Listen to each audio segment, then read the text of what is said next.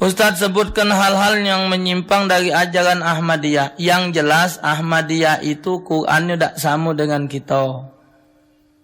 Itu yang anda dapatkan keterangan. Dan dia mengakui Ghulam Ahmad itu, Mirza Ghulam Ahmad itu Nabi. Kan salah akidahnya. Mirza Ghulam Ahmad itu dianggapnya Nabi. Sedangkan Al-Quran Nabi Muhammad itu aba ahadim mir, makana Muhammadin aba ahadim mir rijalikum walakin Rasulullah wa khataman nabiyyin. Itu Quran menelaskan Nabi Muhammad penutup dari seluruh nabi yang ada. Man syakka bil Quran faqad kafar. Siapa ragu dengan Quran kafir hukum mutlak. Khatmun nubuwah Nabi, bahkan menurut riwayat di badan Nabi, di atas pundak Nabi itu ada khatmun nubuwah, cap tanda kenabian, penutup. Khatmun nubuwah, tanda khatam, tutup.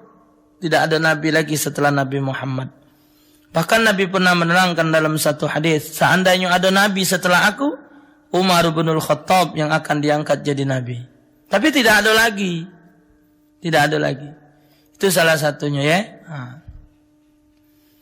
Ya Allah, waalaikumsalam warahmatullahi. Ustaz, kamar tidur kami ada najis, tapi sudah kering karena kami mengasuh bayi. Jika setelah bangun tidur saya lupa tidak membasuh anggota badan yang kena najis, kering dan menyentuh barang-barang yang ada di rumah, dan kemudian barang-barang disentuh lagi sama istri saya, apakah saya juga terkena najis kencing kering itu?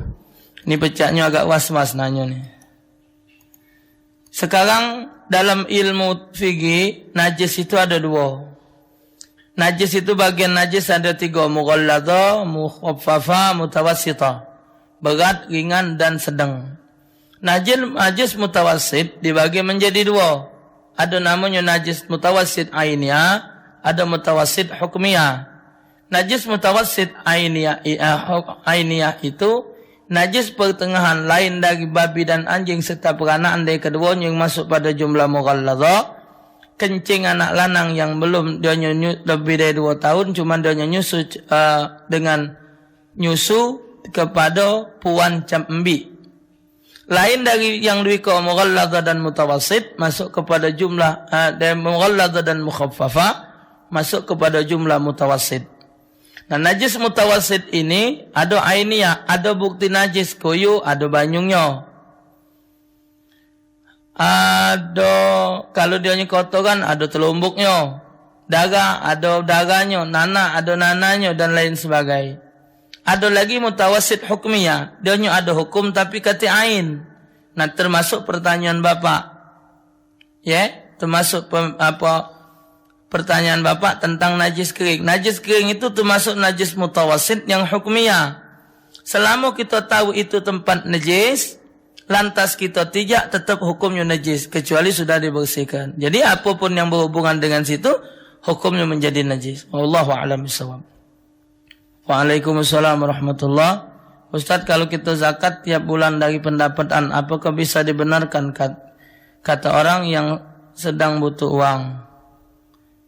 Diberikan kepada orang yang sedang butuh uang, padahal dia tidak dikategorikan sebagai orang miskin, tapi dia sedang butuh kali ini.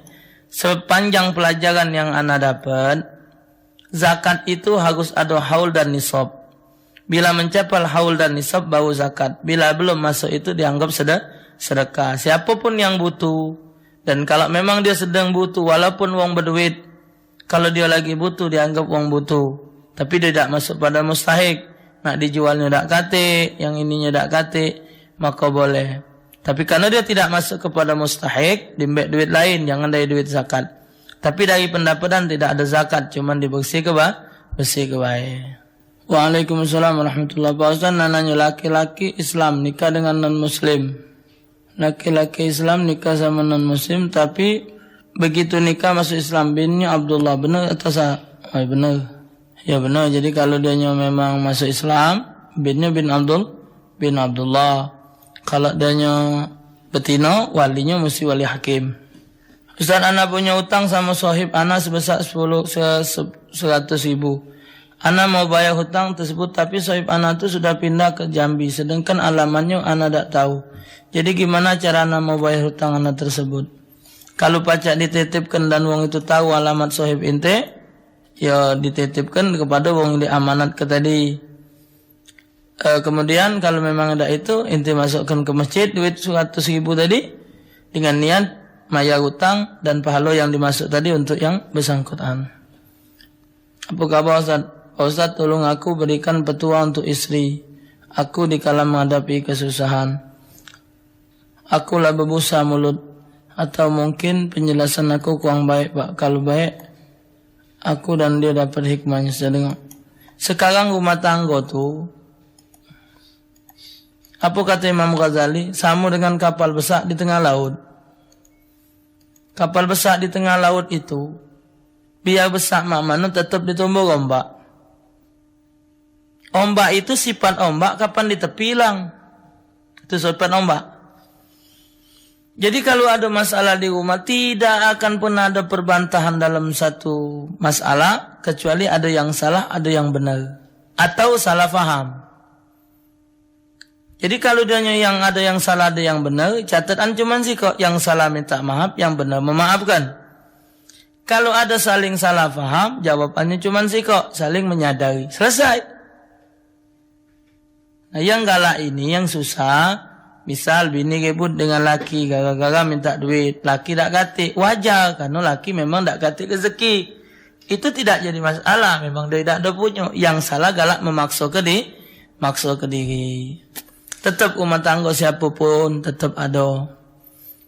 Ustaz, orang tuaku tidak ada anak perempuan, sedangkan aku ada anak perempuan 3 orang. Aku merasa kasihan dengan ayah saya karena dia tidak akan bisa menjadi wali nikah berhubung ayah saya tidak ada anak perempuan.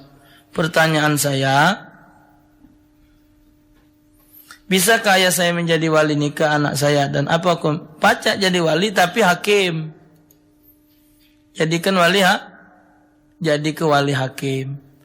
Orang tuaku tidak ada anak perempuan. Oh, ini lanang nanya. Jadikan wali wakil. Kati anak perempuan. Berarti anak lanang galau. Jadi ke wali wakil lah apa? Fulan bin Fulan, aku nikahkan kau dengan cucungku. Namu Sianu bin Sianu, yang wali bapaknya wakil dengan aku, mas kawin sekian. Sah? Sah. Ustaz, apa fadilah khutbah aku? Baca banyak-banyak. InsyaAllah ta'ala ada banyak rezeki. Ustaz, tolong beri penjelasan. Kalau waktu sholat saya suka bangun jam 6 lewat. Apakah sholat subuh masih boleh kerjakan? Kalau boleh, niat bacanya pakai adan atau qadhaan. Dan begitu juga dengan sholat wajib lainnya. Ya tetap wajib didirikan, tapi tidak pakai adaan, cuman pakai diganti qadhaan. Kedudukan itu jadi qadha. Kata Ustaz, setiap sudah sholat sebaiknya baca la ilaha illa anta subhanaka ini kuntu minal zalimin. 11. Manfaatnya apa? Seakan Allah lepaskan dari seluruh kesulitan hidup, insyaallah. Kuntu bukan kuntum. Kuntu itu aku ini termasuk orang zalim. Itu bukan kuntum. Kalau kuntum kamu.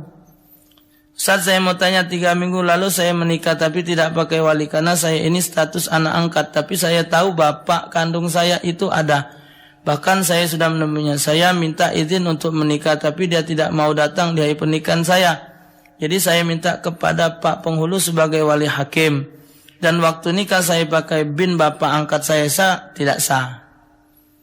Jadi karena bapak awak ada, jadi dia ini boleh nerima walinya wali wakil.